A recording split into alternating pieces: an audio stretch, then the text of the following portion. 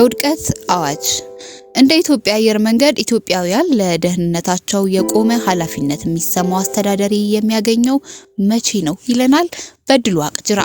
በመጀመሪያ ከ40 በላይ በሚሆኑ ዩኒቨርሲቲዎች ተምረውም ሳይማሩም ተመርቀው ወይም ትምህርታቸውን 12ኛ ላይ አቁመው እዚህ ግባ የሚባል የሥራ ዕድል በሌለባት ሀገር የሚበተኑ ወጣቶች ማህበራዊ ሚዲያን እንደ ስራ ፈጠራ እድል በመጠቀም ራሳቸውን በገቢ ለመደጎም የሚያደርጉትን ጥረት በጅምላ አልቃወምም።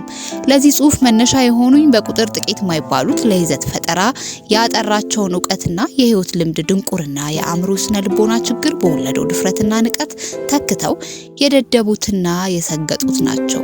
እንደ ሰመረ ባሪያው፣ አሌክስ አብርሃም ወዘተ ያሉ ሰዎች በቲክቶክ በሚሰሩት ጠቃሚ ይዘት ስማቸውን እንኳን ሳይጠራ አለመለወጥን አእምሮን ያለመጠቀምን አርማ አድርገው የሚንቀሳቀሱ ወጣቶችን መኪና የሚሸልሙ በሚሊዮን የሚቆጠሩ ተከታዮች እንዲያገኙ የሚያግዙ ተቋማትን መመልከት እጅግ በጣም ያሸማቅቃል። በሀገርና በማህበረሰብ ላይ ተስፋ ያስቆርጣል። ይሁን እንጂ ፕሮፌሰር መስፍን ወልደማርያም በሀገርና በማህበረሰብ ላይ ተስፋ መቁረጥ ሀገርን ለደንቆሮች፣ ለደፋሮች፣ ለአምባገነኖች አሳልፎ መስጠት ነው ይሉ እንደነበረው ይህን እንዳሻው ብሎ ማለፍ ያዳግታል። ምን አይነት ተቋማት ናቸው ይህን የሽልማት ፕሮግራም የሚያዘጋጁትና በገንዘብ የሚደግፉት? ለነዚህ ተቋማት ሀገርና ማህበረሰብ ከሸቀጣቸው ማራገፊያነት የዘለለ ትርጉም የላቸውም ማለት ነው። በነገራችን ላይ የከሳቴ ብርሃን ተሰማ የአማርኛ መዝገበ ቃላት ሰገጠ የሚለውን ቃል ክፉ ሰው፣ ሞገደኛ፣ የሰውን ነገር የማይቀበል ሲል ይፈተዋል። የሽልማቱ ሲገርመን ሰግጥ ፈምስ የሚባል ሀገራዊ ጉዞ አዶናይን ይዞ ድንቁርናን ተመርኩዞ ሊዘጋጅ ስለመሆኑ ጋዜጣዊ መግለጫ መሰጠቱን ተመለከትኩ። በኤአይ የተሰራ ነው በሉኝ ብዬ ሰዎች ጋር ደወልኩ። የተመኘሁት ሳይሆን ቀርቶ እውነት ነው። ልጆችና ወጣቶች በተለያየ ምክንያት የነዚህ የቲክቶከሮች ተከታይ ሊሆኑ ይችላሉ።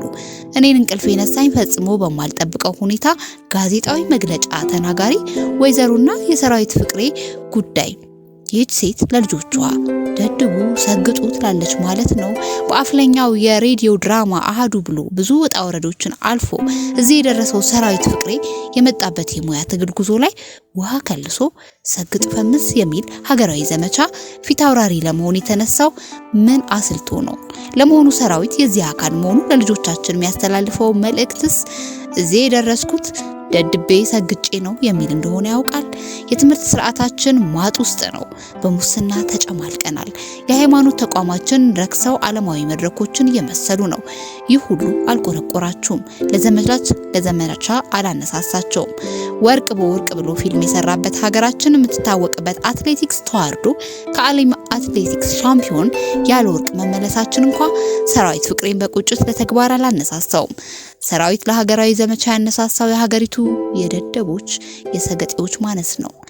በመጨረሻም ይህ ጉዞ የሀገራዊና ማህበረሰባዊ ውድቀታችን ይፋዊ አዋጅ ነው። ኢትዮጵያ የምትባል ሀገርና ሕዝብ አስተዳድራለሁ የሚል መንግስት፣ ባህል ሚኒስቴር፣ ትምህርት ሚኒስቴር፣ በወጣቶች ሴቶች ማህበራዊ ጉዳይ ላይ የሚሰሩ ሚኒስትሮች ካሉ አሉ ብዬ አምናለሁ። ይህ ጉዞ መታገድ አለበት።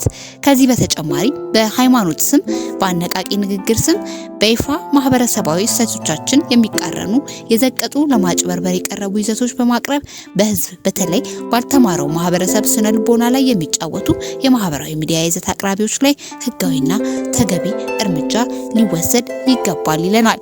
ይህ ጽሑፍ የበድሉ ዋቅጅራ ነው።